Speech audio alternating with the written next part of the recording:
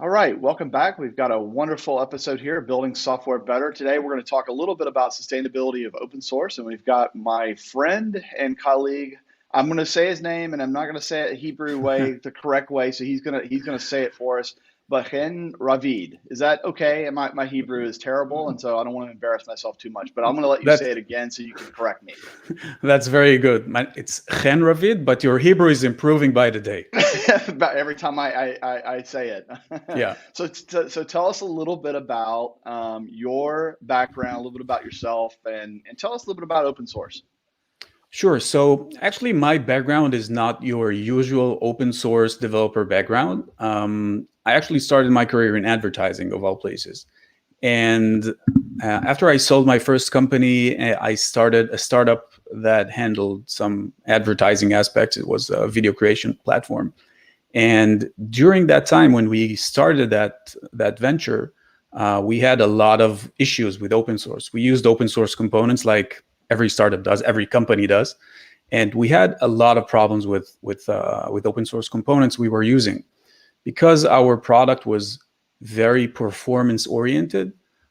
We had a lot of issues with performance, especially in front end components, and we struggled in finding solutions to problems we had with performance of some of the open source components we were using.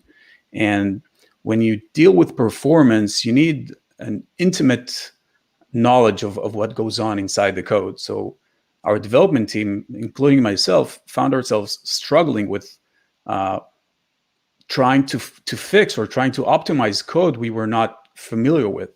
And because that was very time consuming and was extremely challenging, when my co-founder Netanel and I started Access Code, our immediate goal was fixing that problem, which is connecting companies that use open source and need support and need the assistance of the people who actually created that open source, and connecting them in a way that's beneficial for both of them, and helping companies get support or get assistance or consulting with the open source components they were using. So that's our origin story in a nutshell. And Great. Even though, yeah. And so you came into open source obviously from a very specific problem that you had, versus maybe a traditional developer building an open source project, getting popularity, and then sort of going from there, which is a really interesting take. And I would say probably pretty common in a lot of product or business oriented context with open source. I mean, we think about open source and the commercialization of open source. And we also think of it as the development of open source and the community and sort of, but the sort of combination of those are where, sort of sometimes the challenges come is when you try to take something that's awesome community or great product and you sort of integrate it into your own, product. That's where you run into problems. So then how did you get started with XS Code, which is the company you're now running to try to sort of solve the sustainability of open source problem? I mean, what was sort of the impetus to go from advertising, into creating your own company to try to solve this problem? So, as I said before, when I started my first startup with my previous company, and we started developing a pretty complex product. And even though I was in advertising, I've been a computer geek for most of my life and wrote a lot of code in various scenarios. I was in a very technical subset of advertising. Well, we won't hold it against you. You should, if you only knew. So advertising, it's not madman. Some aspects of advertising can be pretty technical and pretty complex. And when we started creating our product and we started using a lot of open source, we found that there are many more users of open source than developers of open source. And there's a lot of pain coming from companies who use open source that cannot be remediated by the state of things, but how these things are today. And starting from security problems that we had, that a lot of companies are now trying to fix, including Sneak and others who are doing great work with open source security. And basically, we found ourselves wanting the same level of support, or at least the same level of interaction we had with big vendors like Red Hat or Redis, or big companies that came out of open source projects but became big companies who could provide you the level of support a vendor can give you. But we found ourselves wanting the same relationship with open source developers who are behind the open source code we're using. And as we were building more, it became clear that this is a main challenge. And when we started when we started Access Code, we set it as a goal to solve the problem for companies while solving another big problem for developers. And that problem is the open source sustainability problem. And there's been a lot of discussions about the fact that open source developers are undercompensated. Well, undercompensated is the understatement of the century. They are not compensated. And open source developers spend time, talent, and so much effort on creating these amazing pieces of software everybody is using for profit, but nobody is giving back. And some companies, some ventures tried fixing this with donations and sponsorships and other ways of compensating the developers. And from what we saw, and we did a pretty extensive research into how open source developers are being compensated today. And the sad truth is that most of open source projects are not being sponsored. Only a small percentage of the big projects, the high profile projects, are being adopted and sponsored by these big companies. And even those huge projects are not getting enough, not generating enough revenue to justify the amount of work that they are doing. And it's if you look at huge open source projects that everybody's using, and you see how much revenue they generate with donations, it's just not enough. And we started Access Code with one goal in mind, and that is helping open source developers get what they deserve and get not just what they deserve, but what they need in order to keep developing, because it's in the best interest of everybody that open source developers keep developing amazing software. And because everybody starts seeing that, everybody in the open source community started seeing that without any form of compensation in place, developers would just stop developing, and you see a lot of projects being abandoned. A lot of maintainers saying, "Okay, I'm not doing this anymore."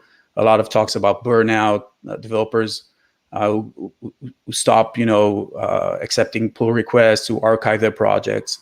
We've even heard of some developers, deleting their projects altogether, leaving everybody out just hanging dry with no source code or except the forks that they had.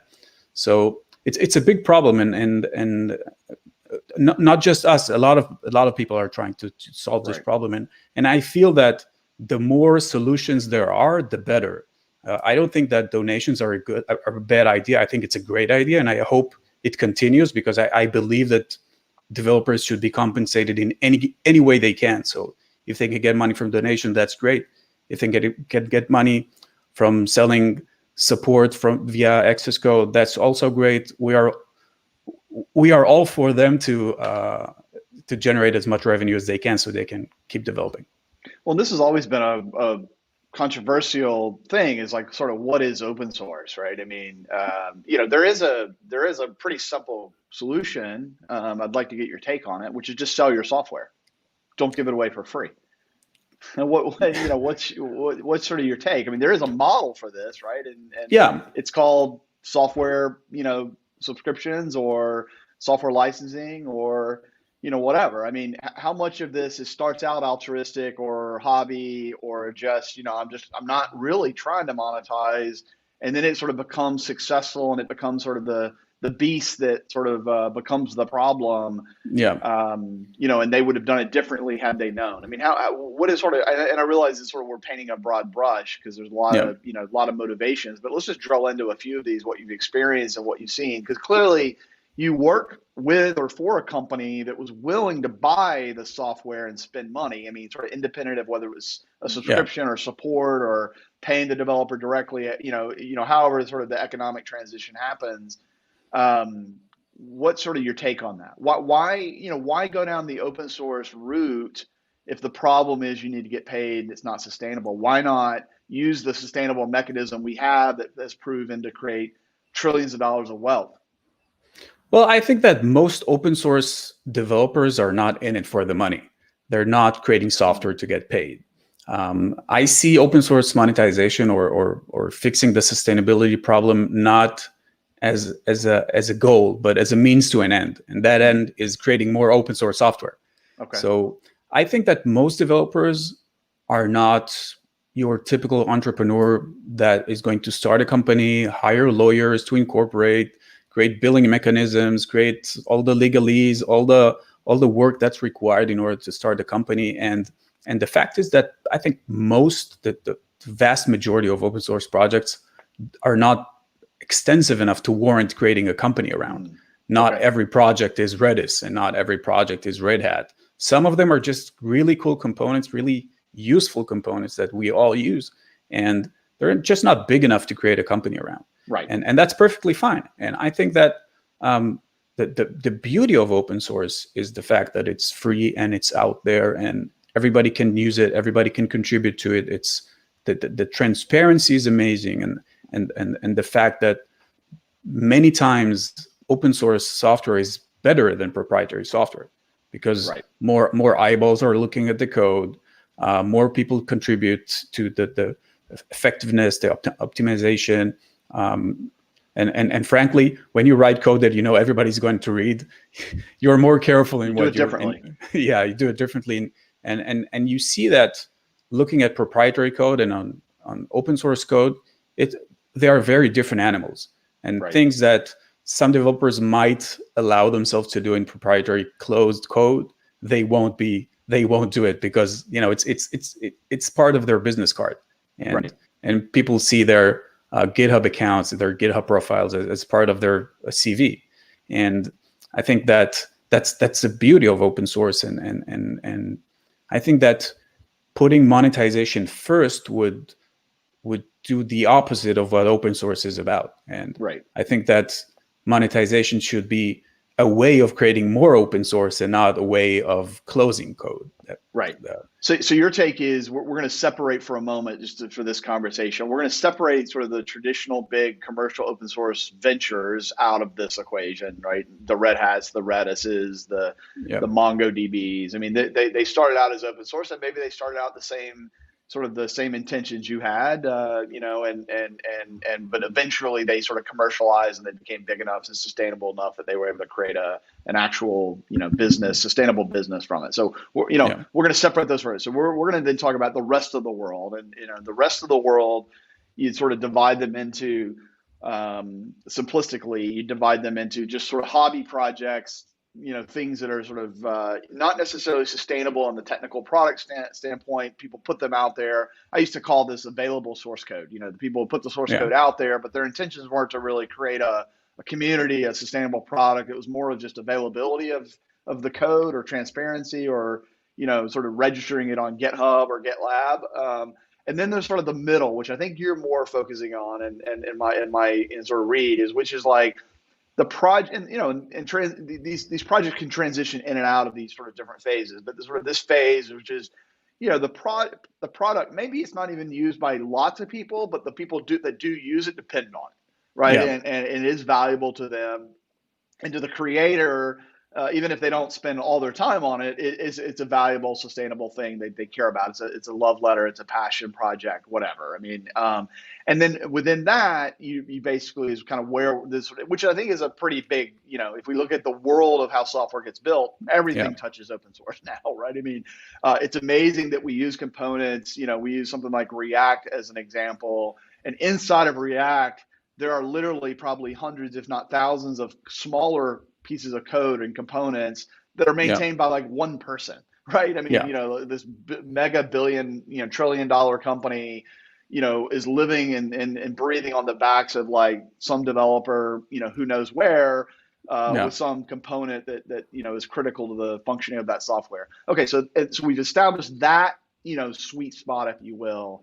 Within that, I think that's almost like a collective, like a loose consortium of unrelated projects that get brought together. And I'm going to repeat it a little bit, but what I think you're trying to do, in my own words, is you're trying to sort of take that audience and say, okay, there's a marketplace of those developers, maintainers, sort of creators, makers, and then there's a market of people who are consumers, the people that consume that.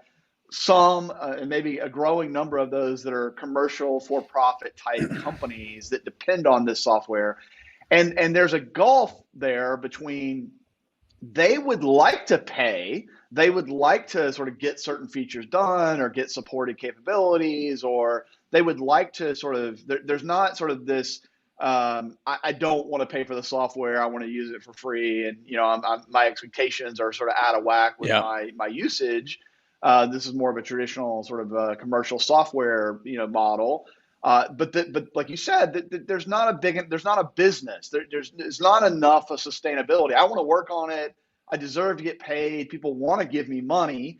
But there needs to be sort of this marketplace of consumers and producers that can sort of bring this together. And that's really where VS Code, it seems like to me, kind of brings value to the overall ecosystem. Is that a correct articulation? That's very correct. And what we're trying to do at Access Code is basically we're connecting developers. That's also our motto. We try to connect developers who need support, who need help with open source components or even generally. And the developers who are most suitable to help them are usually open source developers, because a lot of software issues, a lot of coding problems are related to open source projects.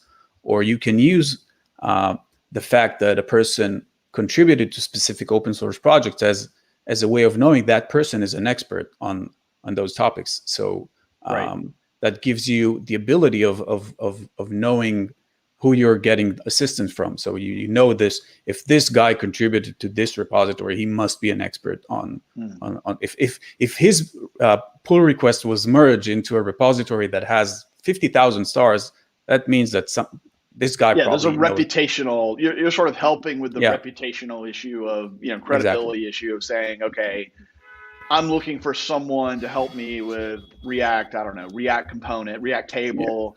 And then you've helped them identify on both sides maybe that there is a person who's actually had a pull request merged into, let's say, React table, or maybe another really popular React thing. So clearly they're sort of credible, and sort of on the other side you sort of match the sort of the company looking to acquire that sort of skill or that need, and sort of put them together. Yeah. And I'll sort of, like, in some ways, and I'm going to sort of simplify. It's almost like an eBay marketplace for sort of open source. You've got sort of producers, people that sort of make software, and you've got sort of buyers that people want to sort of find these sort of intricate, rare things that are hard to find, but you sort of put the marketplace together. And there's sort of one side of it, or the sort of middle party is sort of responsible for sort of verifying. It's sort of like a StockX, for shoes is sort of the StockX for open source developers. I'm going to validate that this is a person that can do that. Is that sort of a characterization? Yeah, sort of. Well, basically, the Access Code serves as a place for developers to connect, and we provide just the platform itself. Developers are the ones who are giving the value. We just give the place to meet, the place to connect, the place to pay and accept payment. And I think that once people realize that open source developers are more than just a link on GitHub, they are endless resources of knowledge and expertise, and people can really harness that knowledge while compensating those developers, because some of them are they're so insanely talented in very specific and very exotic things. And sometimes when you get stuck with something, the only person that can help you or the only people who can help you are experts on very specific domains. And if you have a problem with a specific open source repository or with a specific part of a framework, finding the right person to help is difficult.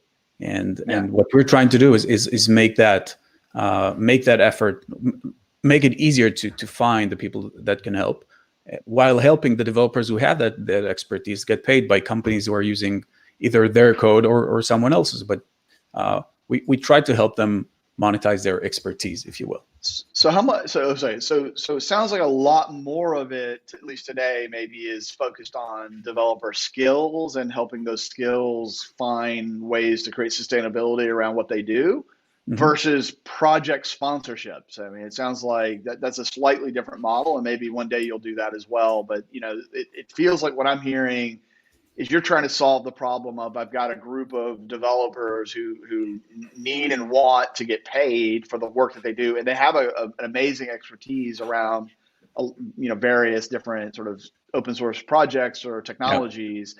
And then you have again another group of people that need help in a specific area, let's say a specific hardcore, something maybe that the company isn't going to develop their own competency around, but they use it, so they need that capability, and you're helping sort of match those together.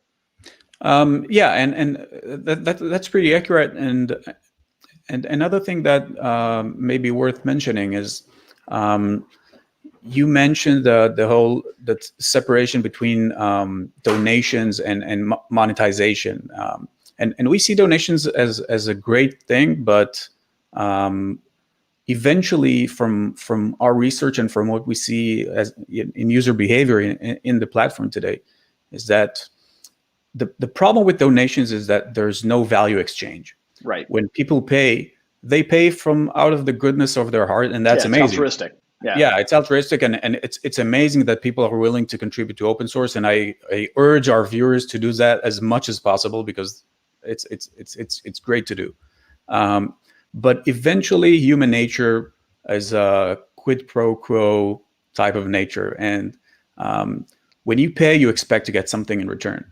And what we're trying to do is establish a relationship around open source that has a financial element into it, and not just a financial element, but there is actual value that's being exchanged when a company pays a developer and he gives them support, consulting, fixes a bug, or whatever. So that's the main difference, I think, from donations.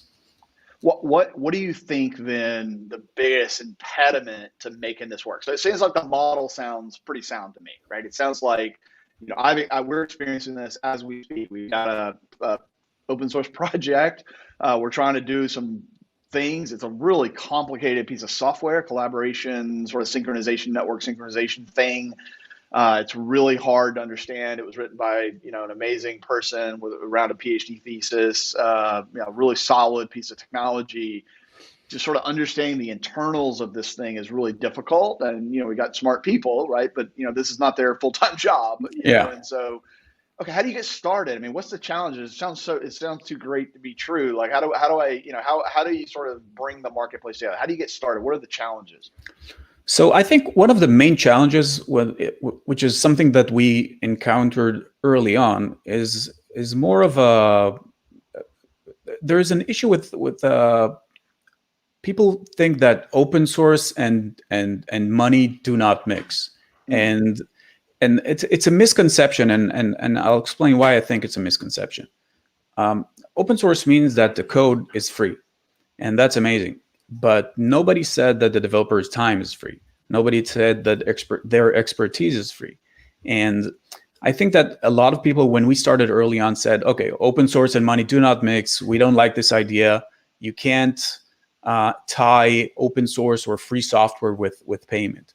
And I think that we're slowly seeing that people are starting to realize, okay, the code, if the code remains free, and eventually that's our goal, that the resources the developers are generating inside Access Code are diverted into creating more free software. So we're hoping that this would fix the problem. Another problem is that sometimes developers they do open source as a pet project, and they don't always have the time to provide support, and that's entirely fine. But that's our we have, every project also has contributors. Those contributors might have the time, might be able to provide support to some of the support requests coming from users. So it's the challenge, I think, mostly is making people aware that this is an option, and right. we're so slowly. It's an awareness and sort of an educational issue. Well, let me ask you this: so recently, there's been a number of popular. I don't know what to call them, but there's been a number of popular cases where developers are just like, I'm not providing, help to corporations anymore. I'm open source. You're not allowed to use my software anymore, or we're going to deny requests. I mean, sort of how, to me, it feels, a bit of a reaction to some of the problems that you've sort of, uncovered here and we've discussed. Yeah. I mean, what's their take? Because it's in some ways you can't have it both ways. You can't sort of say, I have this license which allows and permits anybody to use it, and then turn around and have a sort of preference, which again goes, I'm a long term, I go back many, many years on open source, because it goes up against the ethos, at least the original ethos for a lot of people in the open source world, which is like no condition. I mean, that's why the licenses, for the most part, at least the copyleft licenses, no condition, I don't want to be sued and I don't want to pay patent infringement, but other than that, sort of use it however you want, solve peace or create nuclear warheads. I mean, whatever, right? I mean, that's sort of software in general as a tool. I mean, what's your take on that? I mean, how do you sort of reconcile the sort of, and, how much of this is education, burnout, some of the problems we've talked about here, sort of this feeling of, so much demand and I get paid no money for, for this work. Cause I've certainly seen that in my own past experience with Titanium. I mean, how do you feel about, what sort of, talk to me about that. So I think I'm pretty sure I know what about the cases. I was on the thread. I read the thread, the pull request thread, after we talked a few weeks ago on this, at least this one. I think what I'm referencing. I mean, talk to me about that one for our viewers. Explain kind of what it was and sort of your take and what's your take on what the issue is and how do you solve this problem?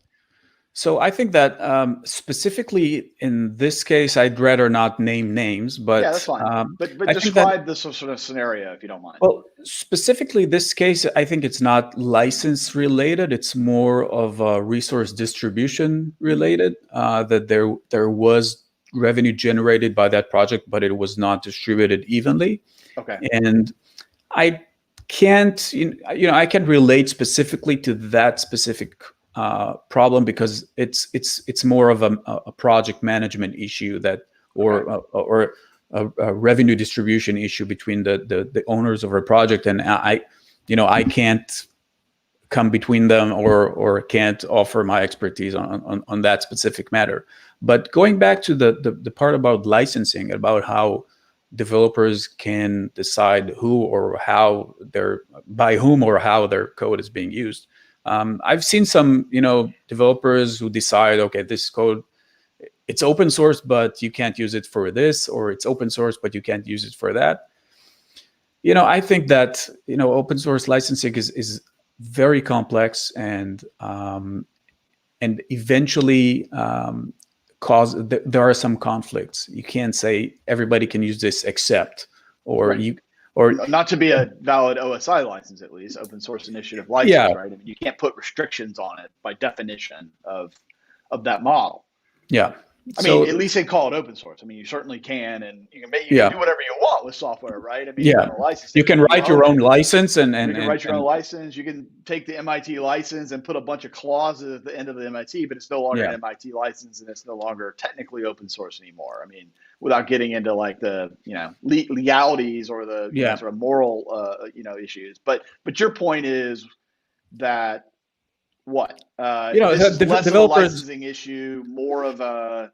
I think that the some of the backlash we're seeing from developers who decide, okay, it's not MIT, it's my own license.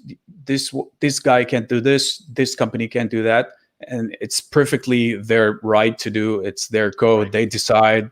It's totally up to them. But I think that part of that backlash is the overuse, or I forgot how somebody named it. Open source entitlement. So people feel entitled to open source software, and companies feel entitled to the code that is free. But in fact, they are not entitled. The code and the work belongs to the developer, and it is their right to decide how it is used. And some people get. We've had developers that we've spoken to who told us they got threats from companies who said, "I have a bug in production because of your code, yada yada yada, fix it or else." Yeah, that's crazy. And nobody likes to get threats for code they get for free. No, that's right. And I think some of that backlash is because of cases like this, where companies are misusing or overusing or not valuing the code they are getting for free from these amazing open source developers. And I think that if companies would understand that there's a person behind this, and there's a person that needs to be respected, there's a person that you cannot shout at, there's a person that it is not it's his right to decline giving you service. It's entirely his right to do as he pleases, and you can't come with complaints to a person that did not charge you. But I think that giving the opportunity for developers to charge might help solve some of these situations, hopefully. Right. Okay, so let's start to wrap this up. So I'm a company now. I'm a CTO or a head of engineering or project leader inside of a company. I've got this problem. What do I do? Where do I go? Okay, so that depends on the problem. So if it's a problem with a specific open source component, you can look up that component on Access Code and see who is the owner or maintainers, and you can contact them directly via the platform and see if they can help out. If the developers or maintainers are not on Access Code, you can search for the specific framework, language, database, or whatever you're doing, and see experts who are experts on those subjects, but not specifically on that repository. But there's a high chance that if a person has a lot of expertise in, I don't know, Vue.js or Vuetify, he might be able to help you with another Vue.js problem. And so we try to be the place where it's easy to look for people who can help out. And sometimes you can find the actual person that the owner or contributor to a repository, but sometimes you can find people who are adjacent and are well equipped to help you with pretty much any coding problem. Okay, and then last question, wrap it up for us. I'm a developer. Man, I have this problem. You know, my project's growing. Lots of people are using it. I'm spending all my time on this thing, and I'm not getting paid any money. Where do I go? What do I do? How do I find you? So first of all, you can go to Access Code, sign up, and add your repository to Access Code, and you could add paid items on top of your repository, like support. You can add a different set of licensing, paid licensing. You can create premium versions that are available only to paying users. You can provide consulting, bug fixing, whatever you want, and publish that on your GitHub page, on your personal blog, your social media. And when people are looking for solutions, they would come to Access Code and hopefully purchase from you. All right. Well, we put up on the screen here, we put up your handles and how people can find you, at least on Twitter. You've given us the URL. So thanks so much Thank you for your time. It's been a great discussion, and we hope you loads and loads of success. It's a real problem, and we're excited that you're solving it, and we wish you the best of luck. Awesome. Jeff, thank you for having me. It was great. Thank you.